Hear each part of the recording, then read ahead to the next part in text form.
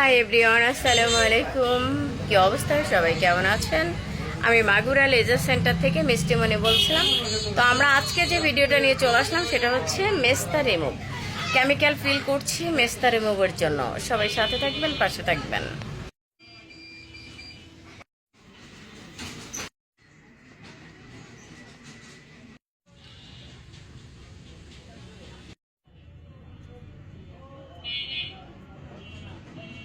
দাও